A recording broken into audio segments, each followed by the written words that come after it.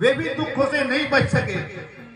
द्वापर में श्री कृष्ण जी भगवान आए हैं, आपको पता है जेल के अंदर आए हैं, और धन का सुर बांका सुर न जाने कितने कितने असुर आए, लेकिन हिम्मत नहीं आई। तो मैं कहता हूं घर में कभी लड़ाई हो जाए, भिड़ाई हो जाए, बाप कुछ कह दे, सास कुछ कह दे, बहू कुछ कह दे, आत्महत्या करना। आत्महत्या तो होती नहीं है, हम कहते हैं आत्महत्या, हत्या तो शरीर की भी होती है, आत्मा तो अजर अमर अविनाशी है। तो बताया महापुरुष ने कोई आदमी अगर आत्महत्या करता है तो उसकी क्या दशा होती है? वो कुछ समय के लिए तो सोच लेता है क्या कि मेरा छुटकारा हो गया, नहीं, फिर भूत पिशाच बनकर फिरता है। खाने के लिए भी गंदी चीजें उसको प्राप्त होती है। एक कहीं भूत किसी के अंदर आया हुआ था, तो किसी महात्मा जी के आश्रम में था। उन महात्मा जी ने पूछा, बेटे तुम तो भूत हो, किसी की दुकान में मिठाई बढ़ के खा लोगे, रसगुल्ले खा लोगे? कहने लगे, नहीं गुरुदेव, प्रकृति का डंडा बड़ा मजबूत है, वहां तो हम जा भी नहीं सकते। कहने लगे, और क्या खाते हो? मल विष्ठा, यही हमें अथॉरिटी होती है। तो मैं कहता हूं घर में कोई मुसीबत आ जाए, कुछ भी आ जाए जीवन में, घर को छोड़ देना, गांव को छोड़ देना, जिले को छोड़ देना, और नहीं बात बने तो भारत को भी छोड़ देना, कहीं भी चले जाना, लेकिन इस शरीर को नहीं छोड़ना। ये बड़ा अनमोल रत्न है। आप किसी की बात को अपने दिमाग में लेकर उसके ऊपर क्यों अपने शरीर को छोड़ते हो? आप अपने कर्मों के स्वयं दाता हैं, कोई तुम्हारे कर्म कोई दूसरा बदल नहीं सकता है। क्या जवाब दोगे जब परमात्मा के यहां जाओगे? मैंने तुमको हीरा जन्म दिया था,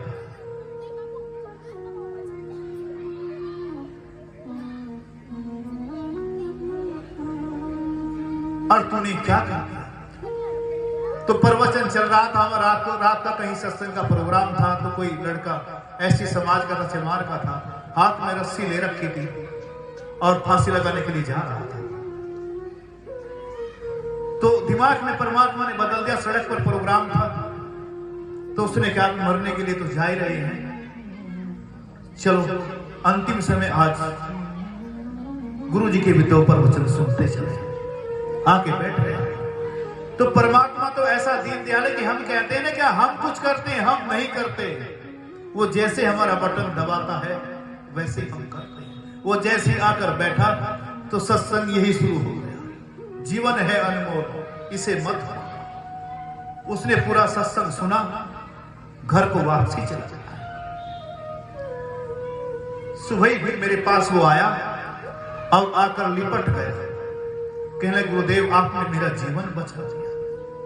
शब्दों की बहुत बड़ी महिमा है भक्तों जीवन में, शब्द की बहुत बड़ी महिमा। मैंने क्या उसको समझाया?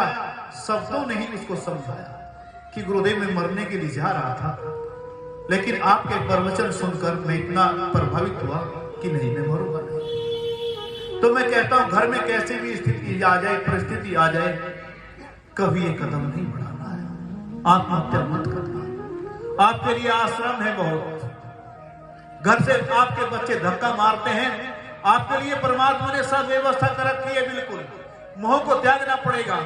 कोई कहता है कि मेरे घर के मुझे परेशान करते हैं, मेरे से संपर्क करो, भजन करना है आपको सिर्फ, और सब कुछ व्यवस्था आपकी हो जाएगी वहां पर।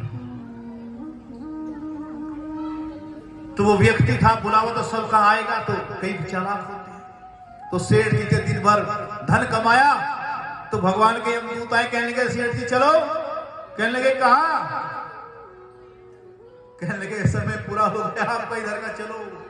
चलो बुलावा आया है और प्रभु ने बुलाया है, चलो बहुत काम हो गया इधर। कहने लगे ऐसे कैसे? कोई टेलीफोन नहीं किया, कोई मैसेज नहीं किया, कोई पत्र नहीं भेजा, ऐसे कैसे जाऊं? बड़ा चालाक था। तो यमदूत यमराज के पास गए और जाकर कहने लगे, जी वो तुम कह रहा ना पहले टेलीफोन करा ना कोई मैसेज करा, ऐसे कैसे चलो? कहने लगे थोड़ा रुक जाओ। कुछ समय के बाद फिर गए, यमदूत कहने लगे चलो साहब।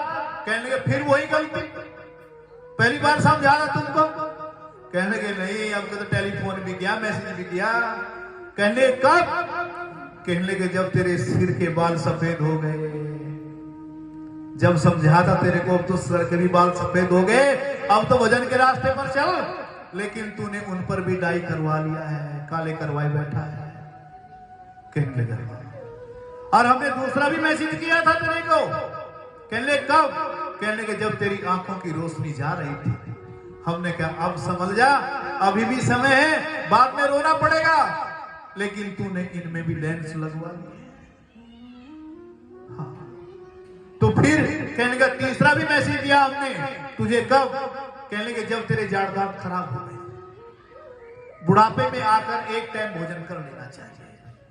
अगर आप 60 साल की उम्र में आ रहे हैं तो अपने शरीर को ऐसी आदत डालिए कि आप 60 साल में एक टाइम भोजन करें बस। इससे घर वाले भी खुश रहेंगे।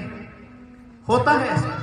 एक सहारनपुर में एक माता जी थी, वहां मैं गया प्रोग्राम करने के लिए, तो उनके घर पर जब मैं गया बड़ा अच्छा संबंध था। मैंने कहा माता जी भूख तो बहुत लगती होगी। कहने गुरु जी भूख तो बहुत लगती है, लेकिन उतना मैं खाती नहीं हूँ। मैंने कहा क्यों नहीं खाती हो? कहने लगे इसलिए नहीं खाती हूँ कि बहुएं कहेंगी पूरे दिन खा तोड़ती रहती है, 4-4 रोटी एक दिन में फेंकती है। ये हकीकत बता रहा हूं आपको। तो नहीं, थोड़ा तुम भी अपनी इच्छाओं पर कंट्रोल करो। शाम का भोजन जो है वैसे तो मैं कहता हूं बच्चे खाएं, लेकिन 40 से ऊपर अगर चले जा रहे हैं, आप ज्यादा हार्ड वर्क नहीं करते हैं, मेहनत ज्यादा नहीं करते हैं, तो एक टाइम अगर भोजन लेंगे। मैंने अब से कई साल पहले 12 साल तक एक टाइम भोजन किया, एक टाइम लेता था बस, और कोई इफेक्ट भी नहीं हुआ मेरे को। उसके बाद फिर थोड़ा परिवर्तन 12 साल के बाद में कभी कभार कर लेता हूं, लेकिन कंपलसरी एक टाइम भोजन करता हूं। ये नहीं कहीं कोई हो जाता है हल्का फुल्का ले लिया कभी, लेकिन कोशिश यही करता हूं कि एक टाइम खाऊं तो बड़ा सुखी रहता हूं। तो आप लोग भी इस चीज का ध्यान रखें। खान पीन का भी बहुत ध्यान रखना है। चाय पीते हैं आप, चाय बहुत हानिकारक है। जो बच्चे पढ़ने वाले हैं अगर वे चाय पीते हैं, इसके अंदर निकोटीन नाम का एक ऐसा जहरीला पदार्थ होता है जो आपकी मेमोरी को, स्मरण शक्ति को, आपके लीवर को डैमेज कर देता है। लेकिन कमाल को देखिए, कई तो ग्लास भर भर के चाय पीते हैं। नहीं।